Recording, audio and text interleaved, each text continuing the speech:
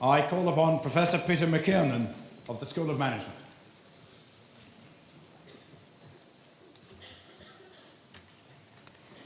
Chancellor, it is my privilege to present for the degree of Doctor of Science Honoris Causa, Sir Chris Hoy.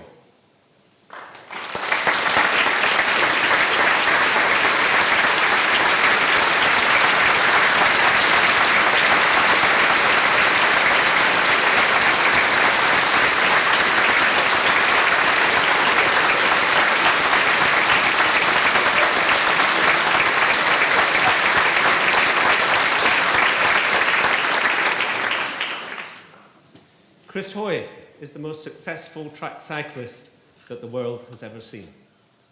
He is a gifted global ambassador for sport, a natural Olympian in behaviour and deed, and an iconic talisman for his international team colleagues. He's a proud Scot. His is a legendary record. Take a breath. 4 times Olympic champion, 9 times world champion, 27 World Cup golds, European champion, international Japanese Kirin champion, 2 times Commonwealth champion, 1 Olympic silver, 5 world silver, 10 World Cup silver, 4 world bronze, 4 World Cup bronze, 4 times Emirates Lonsdale Trophy, Olympic team sprint record, world best team sprint record, Olympic 200 metre and kilo records, world sea level kilo record, world 500 metre record, Commonwealth team sprint, on kilo records. British team sprint record and 500 metre records, Scottish kilo records. If that's not sufficient, he has won 12 Sports Personalities of the Year trophies and is the reigning BBC TV holder. Thank you.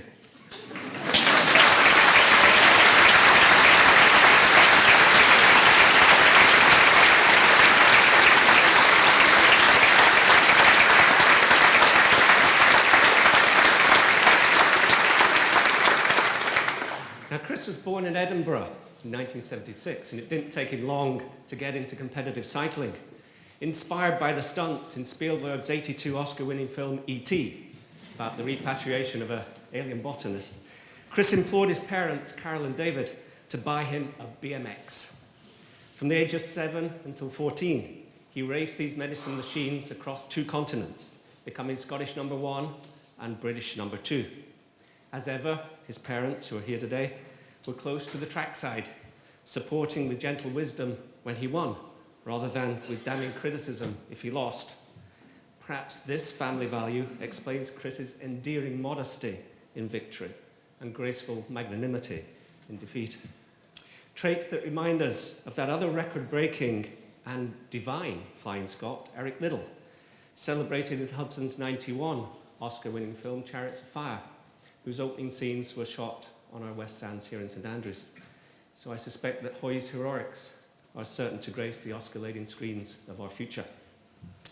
Besides cycling, Chris played rugby for George Watson's College and rowed for school and country, winning a silver medal in the junior coxless pairs at the British Championships. As this event spawned such rowing giants as Redgrave, Pinsent, Cracknell and Foster, it's quite easy to see why Chris switched to cycling and made 2 wheels his first priority. He competed on the road, on the mountains and in time trials before joining the Edinburgh Cycling Club in 1994, which was the best club in Britain at that time for his specialism, the track. But at Watson's, he puzzled over the lack of a scientific approach to success in cycling.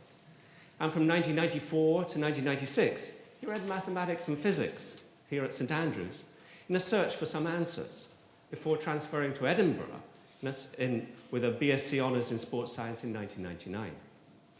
But he enjoyed the social life at St Andrews, especially in the Union on a Friday night, and has recently become godfather to the first child of his academic sister, so keeping the academic family tradition of St Andrews very much alive.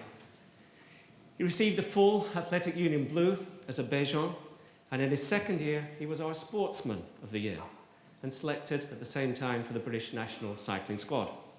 But arguably, the pinnacle of Chris's career was reached at St Andrews in 2007, when, after a very serious scrutiny of that record I read out, he just scraped into the University Sports Hall of Fame. But the problem is, he keeps winning stuff. And our original entry becomes out of date monthly as he gathers more records, more Olympic golds, and some serious honours. Now, as my colleagues, our presidents of the Athletic Union in the audience here will verify, our sports budget at St Andrews is limited, and we cannot afford to keep changing these details year on year.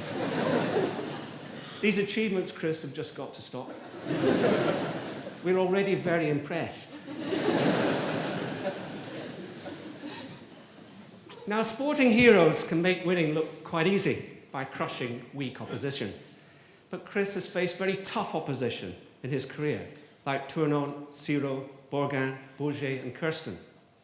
But I feel that the British opposition was even more exceptional, in Craig McLean, Jason Quealy, Bradley Wiggins, and Jason Kenny, all, as they say, turning up.